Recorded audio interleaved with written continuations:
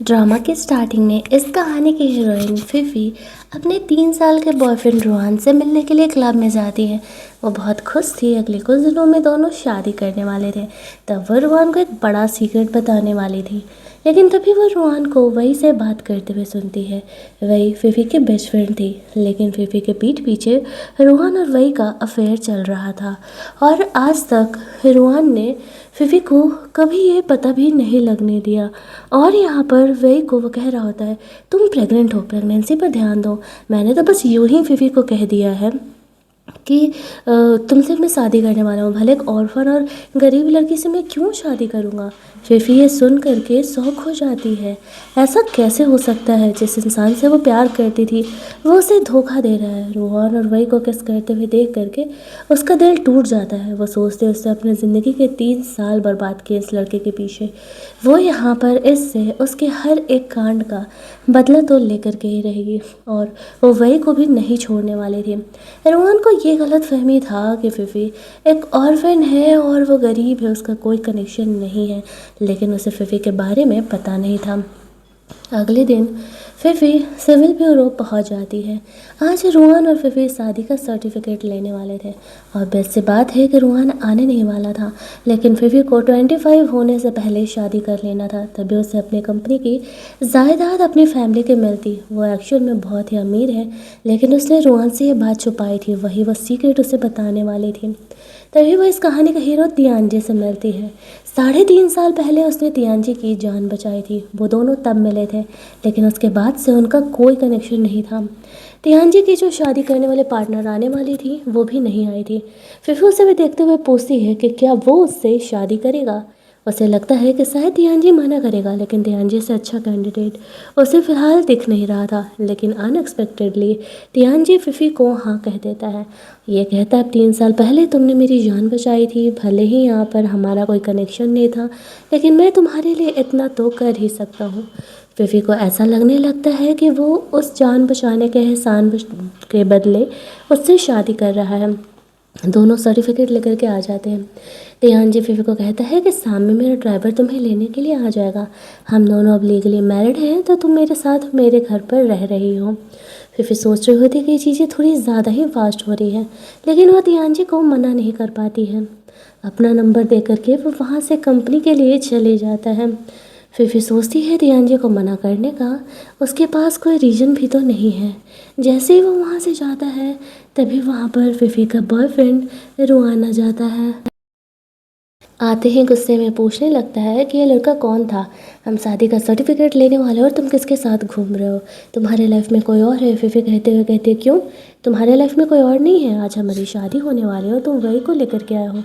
रोहन बहाना कर देता, उसकी तबीयत ठीक नहीं थी, वो हॉस्पिटल में उसे चेक कराने के लिए गया हुआ था। दैट्स वाही उसे यहाँ पर लेकर के आ गया। ज़्यादा ड्रामा करने की ज़रूरत नहीं है, अगर ऐसा करोगी तो मैं शादी भी नहीं करूँगा, और हाँ, हम अभी शादी टाल रहे हैं। फिर हंसते हुए कहती है, वो तो मुझे पता ही था, बट खैर मुझे भी अब तुमसे शादी करनी नहीं है। रोहन अपनी औकात दिखाते हुए कहता है, तुम्हारी औकात ही क्या है मेरे बिना। फिर हंसते हुए कहती है, तुम्हारी औकात क्या है मेरे बिना, तुम्हें ऐसा लगता है कि सच में अभी तुम जहाँ पर हो वहाँ मेरे बिना होते। ये 3 सालों में जो तुम्हारा ग्रोथ हुआ है ना, वो मेरी वजह से हुआ है। लेकिन रोहन को इन सारी चीज़ों के बारे में पता ही नहीं था। एक्चुअल में फिफी उसकी बैकबोन बन के खड़ी थी। तभी वे यहाँ पर आती है। फिफी को कहने लगती, तुम्हें गलत समझने की ज़रूरत नहीं है, मैंने ही रोहन को कहा था थोड़ा मेरा चेकअप करा दो। फिफी कहती है, बॉयफ्रेंड मेरा है या तुम्हारा है जो तुम उससे फ्री सर्विस ले रही हो। वही जानबूझ करके नीचे स्टेज से गिर जाती है ताकि फिफी पर ब्लेम लगे। रोहन फिफी पर गुस्सा करने लगता है और कहता है, अगर वही को कुछ हुआ तो वो उसे जाने नहीं देगा। वो ज़बरदस्ती उसे अपने साथ हॉस्पिटल लेकर के जाता है। उसे पता था कि वही प्रेग्नेंट है और उसे डर था कि उसे हर्ट हो सकता है। फिफी उसके पीछे पीछे उसके हॉस्पिटल जाती है। वही का ड्रामा स्टार्ट था। फिफी को रोहन कहता है, हर बार की तरह तुम्हें वही की जगह कंपटीशन में जाना पड़ेगा। फिफी ने इस बार रोहन और वही का पर्दाफाश करने का सोचा था, इसी वजह से वो कह देती है, हाँ ठीक है, वो वही की जगह हमेशा की तरह कंपटीशन में जाने के लिए तैयार है। रोहन को तो ऐसा लग रहा था कि वो उससे इतना प्यार करती है, इसी वजह से ऐसा कर रही है। फिर रोहन के घर जा कर के अपना सामान पैक कर रही थी, तभी वो देखती है उसने उसका इकलौता घर वही के नाम कर दिया। इस बात से वो बहुत ही भड़क जाती है और सोचती है इस रुआन के बच्चे को तो सबक सिखाना ही पड़ेगा। आफ्टर दैट यहाँ पर उसे तियानजी का कॉल आता है। वो उससे पूछता है पैकिंग हो गई, ड्राइवर भेज हुए। फिफ़ी की आवाज़ से ही पहचान जाता है कि फिफ़ी रोई है। उसे ऐसा लगता है कि कहीं उसके एक्स ने उसे परेशान तो नहीं किया। वो अपना काम वाम छोड़ करके फिफ़ी को देखने के लिए, उसे लेने के लिए पहुँच जाता है। फिफ़ी को लेकर के वो अपने साथ घर जाता है। फिफ़ी काफ़ी नर्वस थी। तियानजी कमरे में अंदर जाते ही उसके पास जाता और कहता है कि अब फाइनली तुम मेरी लीगल वाइफ बन चुकी हो, अब तो मुझे नहीं रोकोगी। फिफ़ी उसकी इस बात को समझ नहीं पाती है। वो नहीं समझ पाती है कि तियानजी पिछले 3.5 सालों से एक्चुअल में उसे पसंद करता था। इनफैक्ट उसने तो उसे कांटेक्ट करने की भी कोशिश की थी। वो फिफ़ी को इंटीमेट होने के लिए लेकर के जाता है, लेकिन फिफ़ी इस चीज़ के लिए रेडी नहीं थी। तियानजी उसकी फीलिंग को समझता है और कहता है कि ठीक है, अगर फिफ़ी इस चीज़ के लिए रेडी नहीं है तो वो लोग फिर कभी इस चीज़ को आगे बढ़ाएंगे। वैसे भी अभी उनके पास पूरा वक्त है। वो दोनों अब एक हस्बैंड वाइफ है। वो फिफ़ी से कहता है कि वो ये फेक रिलेशनशिप नहीं रखना चाहता है, वो उसके साथ एक रियल हस्बैंड वाइफ ट्राई करना चाहता है। फिफ़ी कहती है ठीक है, उसे सोचने के लिए वक्त चाहिए। अगली मॉर्निंग जब वो जगती है तो देखती है कि तियानजी बस उसे बैठ करके देखे जा रहा है। उसे यहाँ पर रुआन का कॉल आ रहा था और वो उसे कहता है तुम्हें पता है ना क्या करना है वह के लिए। वो हाँ कह के फ़ोन कट कर देती है। तियानजी फिफ़ी को हक कर लेता है क्योंकि वो जेलस था। आफ्टर दैट वो फिफ़ी को कंपनी लेकर के जाता है। तियानजी को वो कहती है वो रुआन से अपना पूरा रिलेशन ख़त्म कर चुकी है। तियानजी को इनसिक्योर होने की कोई ज़रूरत नहीं है। ये कहते हुए वो अंदर जाती है जहाँ पर कि वो वही से मिलती है। वही से वो पूछती है कि आखिरकार उसने ऐसा क्यों किया। वो तो उसकी बेस्ट फ्रेंड थी। वही कहती है क्योंकि मैं तुमसे जेलस रहती थी, तुम इतनी खूबसूरत हो, इतनी टैलेंटेड हो, तुमने कंपटीशन में फर्स्ट प्राइज़ जीता है और मैं तुम्हारे आगे तो कुछ भी नहीं हूँ। फिर हंसते हुए कहती है तुम्हारे पास टैलेंट नहीं है तो तुम मुझसे मेरी चीज़ों को छीनोगे, बट खैर तुम्हारी वजह से एक चीज़ अच्छा हुआ, मुझे इस चीटर का शकल शादी से पहले ही दिख गया, वरना शादी के बाद तो मुझे मुश्किल ही होता। वही हंसते हुए कहती है अब जाओ मेरी जगह कंपटीशन प्ले करो। एज यूजुअल फिफ़ी मास्क लगा करके वही बन करके कंपटीशन के लिए जाती है। उसके डिज़ाइन चूज कर लिए जाते हैं, लेकिन यहाँ पर फिफ़ी अपना फेस रिवील कर देती है। सारे ये देख करके शौक हो जाते हैं कि एक्चुअल में ये वही नहीं, ये तो कोई और लड़की है। तभी वहाँ पर फिफ़ी जब सबको बताती है कि एक्चुअल में वही इतने टाइम से वही की जगह कंपटीशन के डिज़ाइंस बना रही है और उसकी जगह आ रही है, तो कोई उसकी बात मानने के लिए तैयार ही नहीं था। वही यहाँ पर आती है और कहती है मेरा थोड़ा सा एक्सीडेंट क्या हो गया, तुम मेरी बेस्ट फ्रेंड हो, तुम तो मेरी जगह पर ही आ गई। उसने पूरे तरीके से अपना प्लान करके रखा था, कोई भी उसकी बात मानने के लिए तैयार ही नहीं था। और यहाँ पर जो रूहान होता है वो भी आकर के वही को ही सपोर्ट करता है और फिफ़ी को गलत ठहरा रहा था। सारे यहाँ पर फिफ़ी को बुली कर रहे थे, लेकिन तभी उसका हस्बैंड तियानजी उसे प्रोटेक्ट करने के लिए आ जाता है। सारे पूछने लगते हैं कि तियानजी और फिफ़ी का क्या रिलेशन है। फिफ़ी ने रिलेशनशिप पब्लिक करने से मना किया था, इसी वजह से तियानजी उसे कह देता है फिफ़ी ने उसकी जान बचाई थी और वो अपनी सेवियर की हेल्प तो ज़रूर ही करेगा। ऐसा कहते हुए वो फिफ़ी ही एक्चुअल में इतने सारों से ये डिज़ाइंस बना रही है वही के लिए, वो सबको यहाँ पे क्लेरिफाई कर देता है, जिस वजह से कि वही की यहाँ पर काफ़ी बेइज्जती होने लगती है। रोहान चाह करके भी यहाँ पर वही का सपोर्ट नहीं कर सक रहा था। सबसे बदला लेने के बाद तियानजी फिफ़ी को वहाँ से लेकर के जाता है। फिफ़ी को पहली बार लाइफ में फ़ील होता है कि जब कोई एक्चुअल में आपसे प्यार करता है तो आपको कैसा फ़ील होता है, और वो आपको हमेशा ही प्रोटेक्ट करता है। इधर रोहन और वही सोच करके शौक थे कि इन दोनों के बीच आखिरकार क्या चल रहा है। क्या सिर्फ एक सेवियर होने के नाते तियानजी फिफ़ी को इतना प्रोटेक्ट कर रहा है या फिर इनका कोई और रिलेशनशिप है। वो लोग जब वहाँ से लौट रहे थे तो तियानजी फ्लैशबैक में याद कर रहा था कि इस तरीके से जब गुंडों ने यहाँ पर तियानजी पर अटैक किया था तो फिफ़ी यहाँ पर आ करके उसकी हेल्प की थी, जिस वजह से कि उसकी जान बच पाई थी। इधर वही के बहुत सारे कॉन्टैक्ट्स कैंसिल हो रहे थे। रोहन भी चीज़ों को नहीं संभाल पा रहा होता है। वो अब गुस्से में फिफ़ी का ही इस्तेमाल करने का दोबारा डिसाइड करता है। वही कहती है कि अगर फिफ़ी ये कह दे कि उसने झूठ बोला था, सिर्फ वो अटेंशन पाना चाह रही थी, पॉपुलैरिटी पाना चाह रही थी, तो शायद मेरी इमेज वापस से बन जाएगी। रोहन को ऐसा लग रहा था अगर वो फिफ़ी को कहेगा तो वह ज़रूर ही ये काम कर देगी। वही ओवर कॉन्फिडेंट था इसका। दूसरी तरफ तिहांजी फिफ़ी को अपने साथ डिनर कराने के लिए लेकर के जाता है, जहाँ पर कि उसने फिफ़ी के पसंद की चीज़ें बनाई हुई थी। जब वो उसके साथ खाना खा रही थी तब तिहांजी को कॉल आता है। वो साइड में बात करने के लिए चले जाता है। तिहांजी के लव लाइफ के बारे में बहुत सारे रूमर्स न्यूज़ में आते रहते थे। तिहांजी उसके सेक्रेटरी से पूछती है कि क्या तिहांजी का पर्सनल लाइफ सच में उसी तरीके से मेस्ड अप है, उसके कितने लड़कों के साथ अफेयर है जितना कि हमने न्यूज़ में सुना था। उसका सेक्रेटरी से कहता है आई थिंक कि मैम आप तिहांजी सर से पूछोगी तो ज़्यादा बेहतर होगा। तिहांजी उनकी बातों को सुन लेता है और कहता है आई नो तुम मेरी वाइफ हो, तुम्हें मेरे बारे में सब कुछ जानने का हक है, और अगर तुम मेरी लाइफ के बारे में जानना चाहती हो तो मेरे साथ ऑफिस चलो। अगले दिन फिफ़ी तिहांजी के साथ उसके ऑफिस पहुंच जाती है। आज वो पूरे दिन तिहांजी के साथ ही रहने वाले थे। फिफ़ी ने तिहांजी से भी अपनी अमीर होने की आइडेंटिटी को छुपा करके रखा हुआ था। तिहांजी मीटिंग के लिए जाता है, अपनी सेक्रेटरी को फिफ़ी का ख्याल रखने के लिए बोल के वो यहाँ पर आकर के शो ऑफ करने लगती है कि वो पिछले 8 सालों से तिहांजी के साथ काम कर रही है, तो फिफ़ी की तो कोई औकात ही नहीं है। तभी तिहांजी उनकी बातों को सुन लेता है और सेक्रेटरी कहती है बॉस मुझे कभी जॉब से नहीं निकालेंगे। फिफ़ी ये देख करके हंसने लगती है कि बेटा तुम तो गई आज। और सच में तिहांजी यहाँ पर आता है, वो बिना कुछ सोचे, बिना एक सेकंड देरी लगाए पहले तो उस लड़की को जॉब से निकालता है और साथ ही में जितनी भी फीमेल सेक्रेटरी जो उसने रखी हुई हैं उन सबको जॉब से निकाल देता है। आफ्टर दैट वो फिफ़ी को कहता है अब खुश हो तुम, मैंने पहले कहा था कि मेरे लाइफ में तुम्हारे अलावा कोई नहीं है। फिफ़ी को यहाँ पर उसकी बेस्टी का कॉल आ रहा था, वो उठा लेती है। उसकी बेस्टी उससे मिलने के लिए आ रही थी। बेस्टी उससे मिलने के लिए आती है, उसे पता चलता है कि फिफ़ी ने शादी कर लिया। पहले तो वो शौक थी कि क्या उसने रुआन से शादी कर लिया, लेकिन फिफ़ी कहती है कि नहीं वो एक्चुअल में तिहांजी है, सच में वो लोग तिहांजी के घर में थे। फिफ़ी तो ये देख करके शौक हो जाती है। फिफ़ी उसे बताती है कि एक्चुअल में यहाँ पर हम दोनों के बीच किस टाइप से ये शादी वाला मैटर हुआ है, लेकिन फिफ़ी के बेस्टी को लग रहा था नहीं कुछ तो और बात ज़रूर है। इधर रोहन फिफ़ी को कॉल करके कहता है कि तुम्हें पब्लिक में यही बात बोलना पड़ेगा कि तुमने जानबूझ करके झूठ बोला था। फिफ़ी चाहती थी वही का शकल सबके सामने लाने के लिए, दैट्स वाई वो ये बात मान जाती है और वो लोग तो खुश थे कि फिफ़ी उसकी बात मान गई। अब वही का करियर वापस से नॉर्मल ट्रैक पर आ जाएगा। साथ में वो लोग बैठ करके अपना खाना वाना खाते हैं। अगले दिन फिफ़ी वही से मिलने के लिए जाती है, जहाँ पर कि वो जानबूझकर के उसके साथ नौकरों की तरह बिहेव कर रही होती है।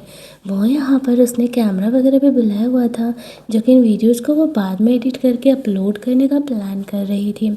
फिफ़ी यहाँ पर आती है। शुरुआत में तो वो उसके टैंट्रम को झेल रही थी, लेकिन लास्ट तक उसे भी काफ़ी गुस्सा आ जाता है।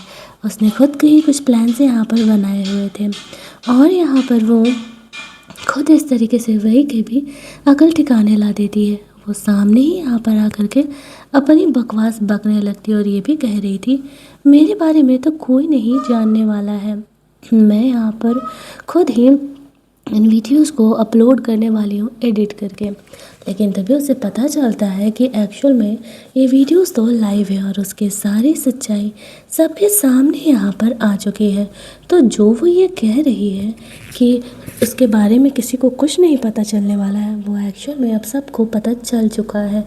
वही की असलियत जो उसके फैंस हैं वो भी उस पर काफ़ी गुस्सा कर रहे हैं कि उसने तो अपनी फेक इमेज बना के सबके सामने ही उन्हें झूठ बोला है। फिर वहाँ से चली जाती है। रूहान आते ही वही पर गुस्सा करने लगता है। सारे लोग अब वही से कनेक्टेड होने की वजह से रूहान से भी अपने कॉन्ट्रैक्ट कैंसिल कर रहे थे। वही उसे कहती है सब कुछ फिफ़ी का किया हुआ है, हमें कुछ ना कुछ तो करना पड़ेगा, वरना इसी तरीके से वो हमें हर्ट करते रहेगी। वहीं दूसरी तरफ फिफ़ी ने जो कुछ किया था उसकी बेइज्जती तो फिफ़ी का काफ़ी बड़ाई कर रही थी। तभी वहाँ पर तिहांजी उसके लिए खाना बना रहा था। उसकी बेइज्जती का कहना था मुझे लगता है तिहांजी तुमसे प्यार करता है, तभी तो वो तुम्हारे लिए ये सब कुछ कर रहा है। लेकिन फिफ़ी को लगता है कि नहीं ये सब कुछ तो कॉमन है ना, ये तो होना ही चाहिए। उसे नहीं पता था कि तिहांजी एक्चुअल में उससे प्यार करता है। अगले दिन जब वो दोनों अपनी कंपनी से लौट रहे थे तो वही के कुछ अरेंज किए गए फैंस आकर के फिफ़ी को बुली करने लगते हैं और उसे भला बुरा कहने लगते हैं। तभी वहाँ पर तिहांजी आ जाता है। जिन लड़कियों ने फिफ़ी को बुली किया था वो उन पर पुलिस केस कर देता है। फेई और उसकी सेक्रेटरी यहाँ पर सामने आ जाती है। अब उसकी सेक्रेटरी वही से उसका हेल्प करने के लिए बोल रही थी क्योंकि जेल तो वही जाएगी, लेकिन वही कहती है मैंने कहा था क्या तुम्हें ये सब कुछ करने के लिए, तुमने तो खुद ही किया है। वो उसे छोड़ के वहाँ से फ़रार हो लेती है। अब उसकी सेक्रेटरी यहाँ पर फिफी से मांगते हुए माफ़ी कहती है मैं ये जॉब नहीं छोड़ सकती, प्लीज़ मुझे जॉब से मत निकलवाओ, मेरे घर वालों का क्या होगा। वो यहाँ पर वही के खिलाफ सारे सबूत फिफी को दे देती है और कहती है कि देखो रूहान ने ही तुम्हें 3 साल पहले ब्लॉक किया था, अगर तुम सुपर मॉडल बन जाती तो फिर उसकी सो कॉल्ड गर्लफ्रेंड वही का क्या होता। वो तो ये सुन करके शौक थी कि पिछले 3 सालों से वो रूहान के साथ रिलेशनशिप में है और पिछले 3 सालों से ये बंदा उसे धोखा दे रहा है। और वो उस सेक्रेटरी को तो छोड़ देती है लेकिन रूहान को वो जाने नहीं देने वाली थी, चाहे जो भी हो जाए। उस बंदे ने उसे धोखा जो दिया था और यहाँ पर जो भी लोगों ने उसे ऐसे परेशान किया है उन सबको जेल भेज दिया जाता है। दूसरी तरफ फिर रूहान और भाई के बारे में वीडियोस देख रही होती है तभी तियांजी वहाँ पर आ जाता है और उसे पास्ट की बातें याद नहीं करने के लिए कहता है। फिर उसे कहती है कि मैं कल लास्टली रूहान से मिलने के लिए जा रही हूँ। ये सुनते ही यहाँ पर तियांजी जेलस होने लगता है और जेलस होकर उसे किस करने लगता है। हालांकि वो उसकी जेलसी को पहचान नहीं पाती है और वो सोचती है कि तियांजी आखिरकार उस पर गुस्सा कर रहा है या फिर प्यार जता रहा है। तियांजी सोचता है यार मुझे खुद को कंट्रोल करना होगा। अगले दिन जब वो फिफी को छोड़ने के लिए जाता है फिफी से कहती है ज़्यादा देर नहीं, वो कुछ ही देर में रूहान को उसकी औकात दिखा के आ रही है। तियांजी ने फिफी के लिए लॉयर अरेंज किया था तो वो लॉयर उसे लेकर के कंपनी के अंदर जाता है जहाँ पर कि वो देखती है कि रूहान अभी भी वही को प्रोटेक्ट करने का ही काम कर रहा है। फिफी से वो कहता है कि देखो मेरे पास सिर्फ इतनी ही सेविंग है, तुम इसे ले लो और अपना केस वापस ले लो। फिफी उससे पैसे तो ले लेती है बट हंसते हुए कहती है मेरे पास तुम्हारे और वही के चीटिंग के हज़ारों वीडियोज हैं जो कि मेरे साथ रिलेशनशिप में रहने के बाद भी पिछले 3 सालों से तुम मुझे धोखा दे रहे हो। मतलब 3 सालों में मैंने तुम्हें क्या नहीं दिया जो तुम मुझे छोड़ करके वही के पास गए थे, और अगर तुम्हें वही पसंद थी तो फिर मेरे पास आए क्यों थे तुम। अब चीटर के पास चीटिंग करने का कोई रीज़न नहीं होता, बस वो उनकी फितरत होती है। फिफी उससे पैसे लेकर के लौट आती है। रोहन बहुत ही गुस्सा था, उसे फिफी के अब भी आइडेंटिटी के बारे में पता नहीं था। घर जाकर के फिफी तियांजी को सब कुछ बता देती है कि किस तरीके से उसने रोहन से उसकी सारी सेविंग्स ले ली है और अब वो दोनों आगे के बारे में सोच रहे होते हैं। लेकिन तभी फिफी से मिलने के लिए तियांजी की सिस्टर आ जाती है। तियांजी और उसके सिस्टर के बीच रिलेशनशिप ठीक नहीं थे और फिफी को पैसे देते हुए तियांजी को छोड़ने के लिए कहती है। फिफी साफ तौर से मना कर देती है। उसे ऐसा लगता है कि फिफी गोल्ड डिगर है, इसी वजह से वो तियांजी के साथ है। यहाँ पर उसका सेक्रेटरी आता है और तियांजी के सिस्टर को वहाँ से जाने के लिए कहता है। अब तियांजी को ये बात पता चलता है कि एक्चुअल में उसके सिस्टर उससे मिलने के लिए आई हुई थी, तो वो फिफी को देखने के लिए घर आ जाता है। फिफी कहती है तुम तो कंपनी में थे, यहाँ क्या कर रहे हो। तियांजी उसे कहता है तुम्हें मेरी बहन की बातों का ज़्यादा ध्यान देने का ज़रूरत नहीं है। फिफी उसे कहती है और तुम्हें इतना सोचने का ज़रूरत नहीं है। मुझे उनकी बातों का बुरा नहीं लगा भी था तो वो तियांजी को इस बारे में नहीं बताती है क्योंकि वो उसे ज़्यादा स्ट्रेस नहीं करना चाह रही थी। ऑलरेडी तियांजी ने फिफी से शादी करके एक तरह से उसके लिए उस पर तो एहसान ही किया है। उसे सब कुछ बताती है कि किस तरीके से उसने रोहन से अपना रिवेंज लेना स्टार्ट कर दिया है। तियांजी की बहन उससे मिलने के लिए जाती है। वो उस पर गुस्सा करते हुए कहती है लड़की तुम्हारे लायक नहीं है। तियांजी उसे कहता है बहुत हो गया बकवास तुम लोगों का, मैं फिफी को नहीं छोड़ने वाला हूँ।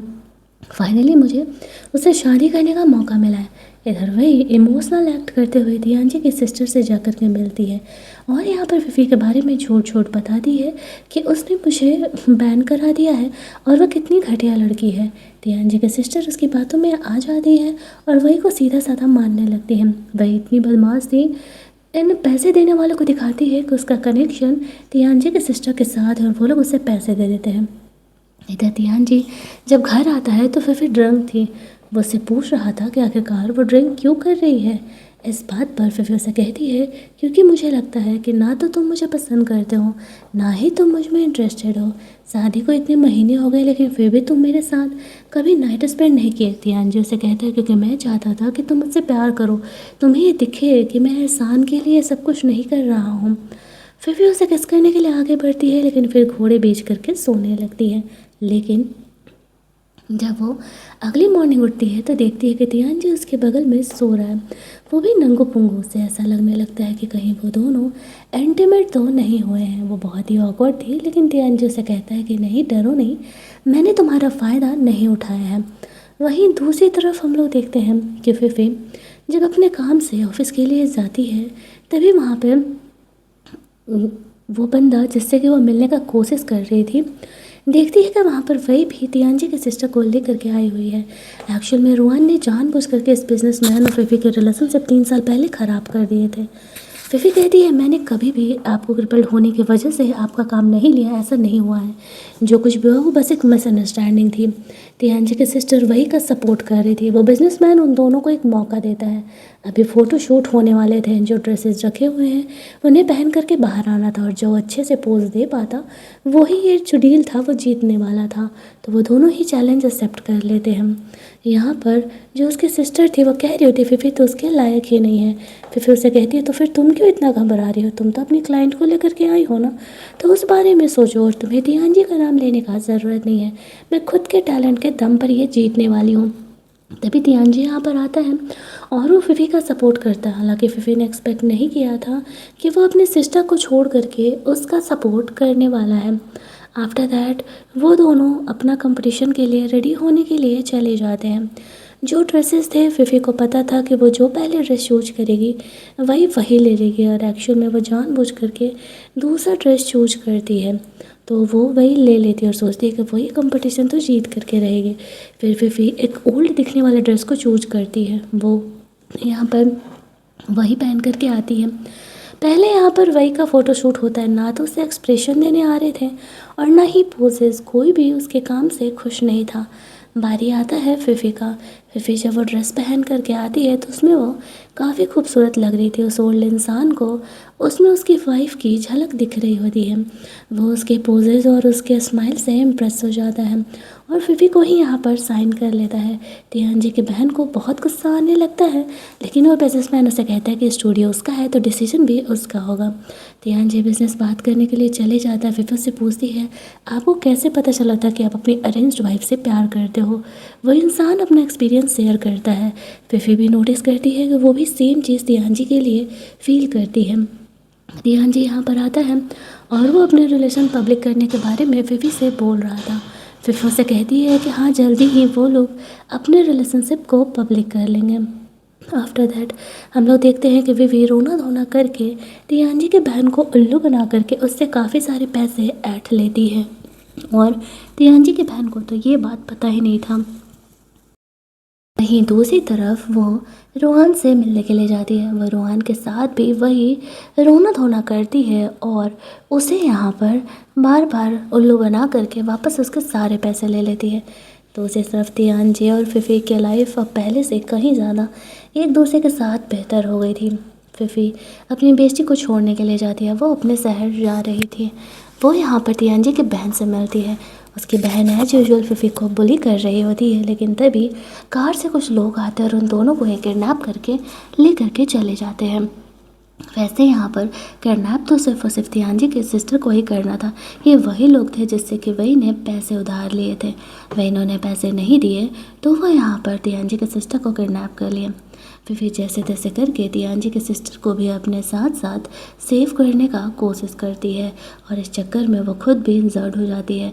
जब तियानजी की बहन को ये चीज़ दिखता है तो उसे अपनी गलती पर काफ़ी अफसोस होता है। तब तक वहाँ पर तियानजी अपने गार्ड्स लेकर के उन दोनों को सेव करने के लिए आ जाता है। पुलिस उन्हें पकड़ के लेकर के जाती है। फिफी और तियानजी की सिस्टर सेफ थी। उसके सिस्टर को लगने लगता है कि क्या वो फिफी को गलत समझी। सेक्रेटरी बताता है कि वही अब सबको झूठ बोल रही है, वो कोई इनोसेंट नहीं है, वो सबको फंसा रही है। तियानजी की बहन को अपनी गलती का एहसास होता है कि वो फिफी को कितना गलत समझ रही थी। इधर घर जा कर के फिफी के लगे चोट को देख करके तियानजी बहुत ही सैड था। फिफी उससे कहती है कि डोंट वरी, अभी प्रॉब्लम सॉल्व हो चुका है और मैं सेफ होना। तियानजी को उसकी बहुत ही फिक्र हो रही थी। वो कहता है तुम्हें पता है, मुझे लगा कि मैं तुम्हें दोबारा कभी नहीं देख पाऊँगा, मैं कितना घबरा गया था। वो दोनों यहाँ पर एक दूसरे को किस करते हैं और तियानजी उसे कहता है कि मैं एक्चुअल में तुमसे प्यार करने लगा हूँ। तभी तियानजी की बहन यहाँ पर आती है। फिफी से वो माफ़ी मांगती है। फिफी उन्हें माफ़ कर देती है और कहती है कि दोबारा अब आप लोग वही के चक्कर में मत फंसिएगा, वो बहुत ही घटिया लड़की है। दूसरी तरफ रूहान को पता चलता है कि वही उसे भी उल्लू बना करके उसके घर के सारे महंगे फर्नीचर वगैरह को ले करके फ़रार हो गई है। अब वो अपने सेक्रेटरी को बोलता है वही के बारे में पता लगाने के लिए कि वो किधर गायब है। अगले दिन उसकी बहन को भी पता चल जाता है कि वही उसके भी पैसे लेके फ़रार हो गई है। अब फिफ़ी के पास वो हेल्प लेने के लिए आती है। फिफ़ी उनका हेल्प करने के लिए तैयार थी। वो लोग सब यहाँ पर मिल करके वही को ढूंढ रहे होते हैं कि आखिरकार वो जा कहाँ सकती है। अगले दिन तियांजी के पेरेंट्स उसे मिलने के लिए बुलाते हैं। उन्हें फिफ़ी के साथ मैरिज के बारे में उन्हें पता चल गया था और वो लोग बहुत ही ज़्यादा इस बात को लेकर के गुस्सा थे। लेकिन तियांजी साफ कर देता है कि वो फिफ़ी से ही शादी किया है और उसी के हस्बैंड बन के रहेगा। तभी फिफ़ी अपनी असली आइडेंटिटी के साथ उनके सामने आती है कि वो कोई गरीब नहीं है, वो एक्चुअल में बहुत ही ज़्यादा अमीर है। तियांजी को भी नहीं पता था फिफ़ी की असली आइडेंटिटी। जब उनके पेरेंट्स को पता चलता है कि फिफ़ी इतनी अमीर है तो वो लोग उसके रिलेशनशिप को एक्सेप्ट कर लेते हैं। अपने पेरेंट्स से गुस्सा हो करके तियांजी फिफ़ी को वहाँ से लेकर के जाता है और वो उससे पूछ रहा था कि उसने जो है यहाँ पर ये बात को उससे क्यों छुपा करके रखा। फिर उसे कहती है क्योंकि ये बात कभी बताने का मौका ही नहीं मिल पाया मुझे तो यहाँ पर तियांजी उसे माफ़ कर देता है क्योंकि वो भी उसके सिचुएशन को समझ रहा था। दूसरी तरफ हम लोग देखते हैं कि वो दोनों फाइनली यहाँ पर इंटीमेट होते हैं क्योंकि फाइनली फिफ़ी ने तियांजी को अपनी फीलिंग्स बता दी थी कि वो भी उसे पसंद करने लगी है। तो वो ये बात सुनकर के काफ़ी खुश हो जाता है। वो दोनों यहाँ पर हैप्पीली आफ्टर की तरह रहने लगे थे। साथ ही में यहाँ पर रोहन जो है वो वही को ढूंढ लेता है। उसे कहता है मेरे पैसे ले करके भागने का इरादा था तुम्हारा, वो कभी नहीं होने वाला है और जब तक मेरे पैसे तुम दे नहीं रही हो तुम यहीं सड़ने वाली हो। इधर फिफ़ी को भी पता चल जाता है कि उन लोगों ने यहाँ पर वही को पकड़ लिया है। वो लोग वही को यहाँ लेके आते हैं। जब वही को पता चलता है कि फिफ़ी एक्चुअल में इतनी अमीर है तो वो देख करके वो पागल ही हो जाती है। अब तक तो वो फिफ़ी से इतना जेलस होती ही थी और जब अब उसे पता चला है कि फिफ़ी इतनी अमीर भी है तो फिर तो उसके पागलपंती का कोई ठिकाना ही नहीं था और यहाँ पर वो पूरे शहर में पागलों की तरह घूमने लगती है। अगले दिन रूहान को भी पता चल जाता है कि एक्चुअल में फिफ़ी ने तियांजी से शादी कर लिया है। वो उसे कहता है कि तुमने उससे पैसे के लिए शादी की है। फिफ़ी यहाँ पर कुछ भी एक्सप्लेन नहीं करती है कि वह कितनी अमीर है और उसने तियांजी से शादी क्यों किया। वो बस उसे इतना कहती है कि अगर तुमने मुझे धोखा नहीं दिया होता तो मुझे तियांजी जैसा परफेक्ट बंदा नहीं मिलता और मैं थैंकफुल हूँ कि तियांजी ने मुझे उसकी वाइफ अपनाया है। वह इतना लॉयल है, इतना रिच है, इतना हैंडसम है। धीरे धीरे करके उसने रोहान की कंपनी को बैंकरप्टी के कगार पर खड़ा कर दिया था। फाइनली एक दिन आ जाती है, उसने रोहान की कंपनी को पूरी तरीके से एक्वायर कर लिया था। तब यहाँ पर रोहान को पता चलता है फिफ़ी एक्चुअल में कभी तो कोई गरीब थी ही नहीं। एक्चुअल में वो शुरुआत से ही इतनी अमीर थी। शादी के दिन वो यहाँ पर ये गुड न्यूज़ रोहान को देने वाली थी। अब जब रोहान को ये बात पता चलता है तो उसे अफसोस हो रहा था कि उसने फिफ़ी को क्यों ही जाने दिया। वह उसके पैरों में पड़ जाता है लेकिन फिफ़ी उसे माफ़ नहीं करती और उसने जब ये कंपनी अब एक्वायर कर लिया था तो वही ये कंपनी रखने वाली थी। मतलब वही तो पागल हो चुकी है और रोहान अब रास्ते पर आ चुका है। कहानी के एंड में फिफ़ी तियांजी के बेबी को लेकर के प्रेग्नेंट थी और यही हैप्पी एंडिंग के साथ हमारा ये ड्रामा यहीं पर एंड कर दिया जाता है।